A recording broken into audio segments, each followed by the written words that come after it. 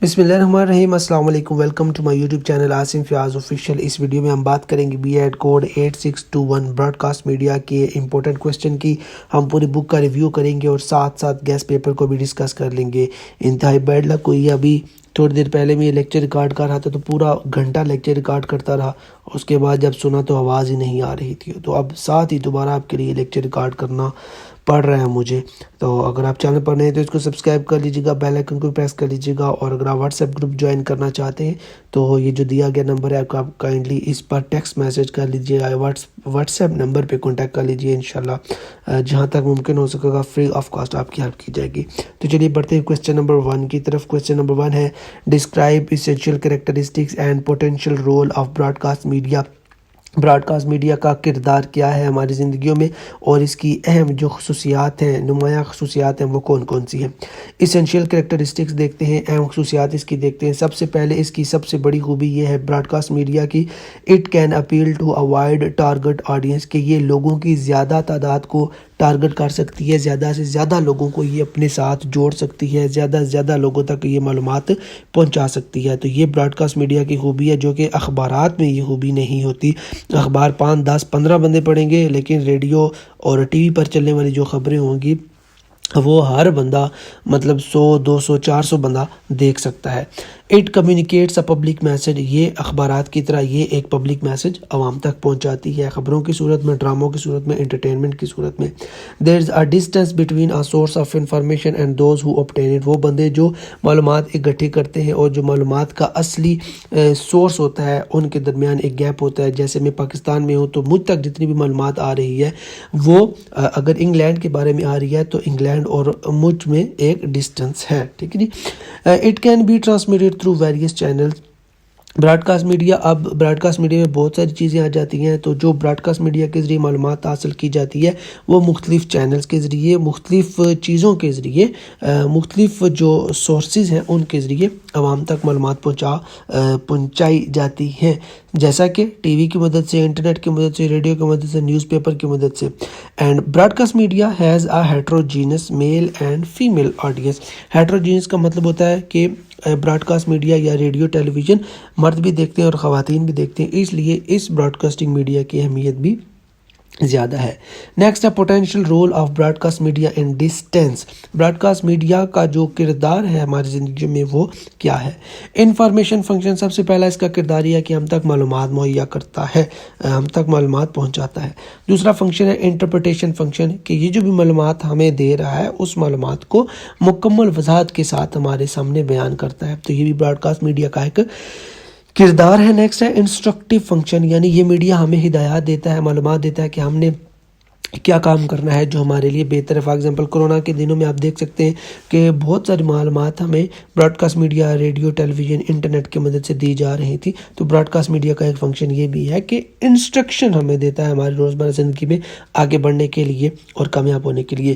Bonding function, یعنی جو بھی لوگ براڈ کاسٹ میڈیا کو دیکھ رہے ہوتے ہیں ان کا اور براڈ کاسٹ میڈیا کا آپس میں ایک تعلق جڑ جاتا ہے۔ کوسچن نمبر 2 ہے give a detail description of planning process of media.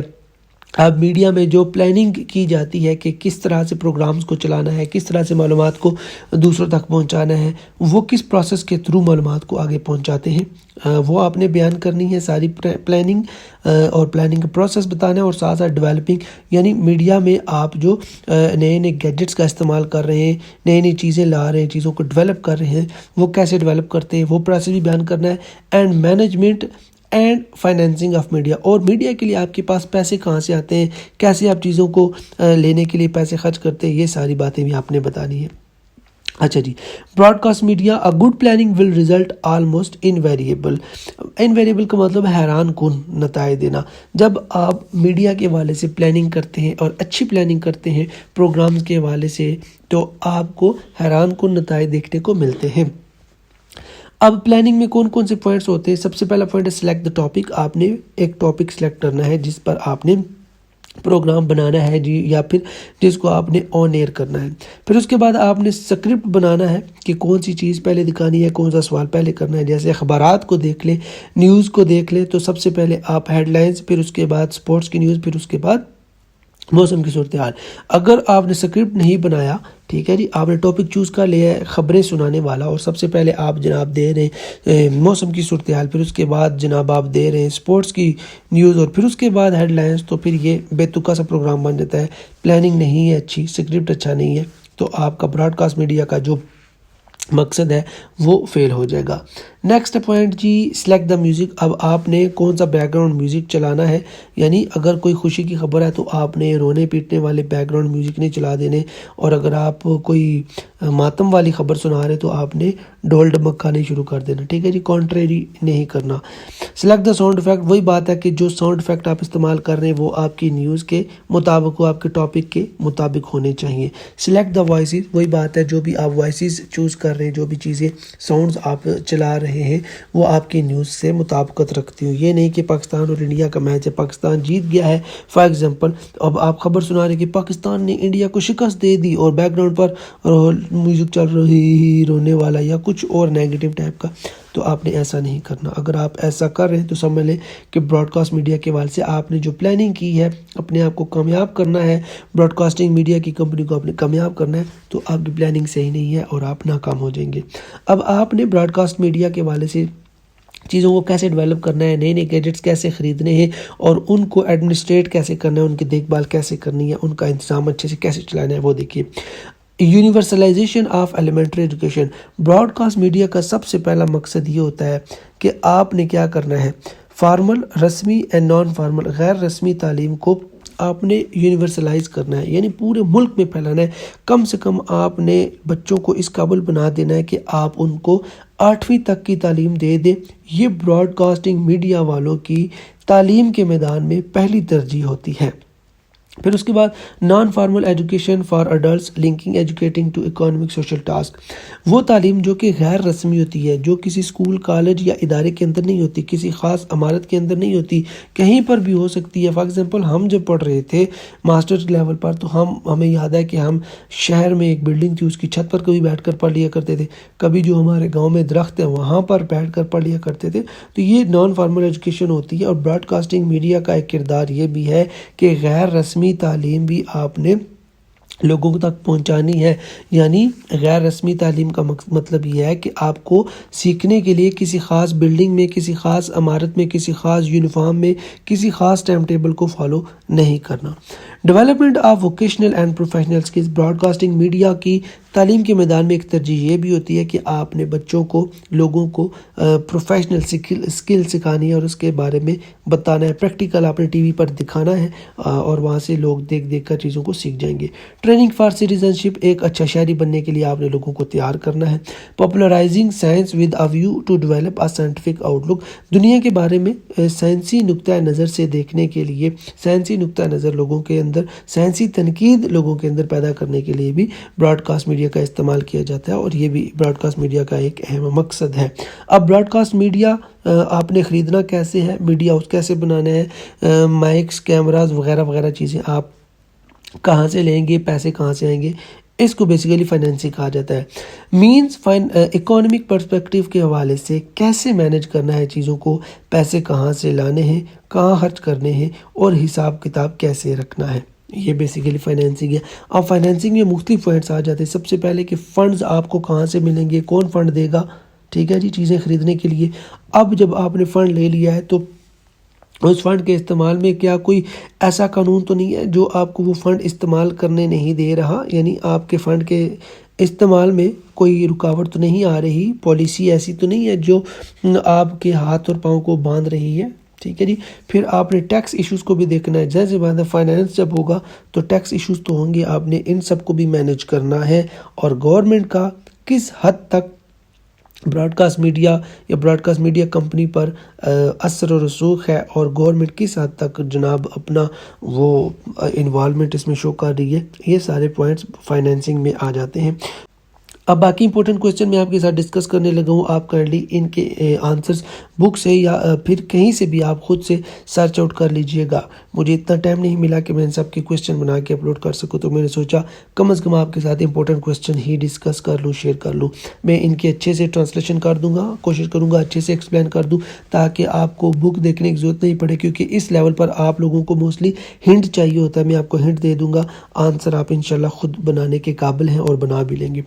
Discuss the role of educational T V, وہ ٹی وی جس پر ایجوکیشن کی خبریں چلائی جاتی ہیں، ایجوکیشنل پروگرام چلائے جاتے ہیں، اس کی ہماری زندگی میں کیا اہمیت ہے. Explain significance of establishing Allama Iqbal open university, اور علامہ اقبال اوپن یونیورسٹی جو بنائی گئی ہے اس کی کیا اہمیت ہے، اجاگر کیجیے، بیان کیجیے. کویسچن نمبر 4 ہے explain importance of script writing for T V programme. T V پر چلنے والے پروگرام کے لیے جو اسکرپٹ بنایا جاتا ہے اس کی کیا اہمیت ہے، بیان کیجیے. اور اسکرپٹ لکھنے کے دوران کون کون سے سٹیپس آتے ہیں، کون کون سا پروسیس ہوتا ہے جن سے گزر کر آپ ایک اچھا اسکرپٹ بناتے ہیں، وہ پروسیس بتائیے. اور اچھے اسکرپٹ کی کیا کریکٹرسٹکس ہوتی ہیں، خصوصیات ہوتی ہیں، وہ بھی آپ نے بتانی ہے. نیکسٹ کویسچن ہے discuss the effectiveness of radio broadcasting of Asian region countries. Asian ممالک میں تعلیمی اداروں میں جو ریڈیو کا استعمال کیا جاتا ہے یا پھر تعلیم دینے کے لیے ریڈیو کا جو استعمال کیا جاتا ہے وہ کس حد تک مؤثر ہے اور اس کی کیا اہمیت ہے، بیان کیجیے. اب یہ پاکستان، چائنا، سنگاپور، جاپان، اس طرح کے جو ایشین کنٹریز ہیں ان کے حوالے سے آپ سے کویسچن کیا جا سکتا ہے، کسی ایک ملک کے بارے میں پوچھا جا سکتا ہے، تو آپ نے گھبرانا نہیں ہے. آپ یہ سمجھیے کہ پاکستان میں ریڈیو پر جو تعلیم دی جا رہی، ریڈیو کی مدد سے پروگرام نشر کیے جا رہے ہیں، وہی پروگرام جو بھی کویسچن میں کنٹری آئے گا آپ نے وہی ساری ڈیٹیل اس کنٹری میں فکس کر کے لکھ دینی ہے اور ٹینشن بالکل نہیں لینی. کویسچن نمبر 6 ہے discuss T V production methods and techniques. T V پر چلنے والے پروگرامز کو کیسے پروڈیوس کیا جاتا ہے، کون کون سے میتھڈ ہیں، کون کون سی ٹیکنیکس ہیں، وہ بیان کیجیے.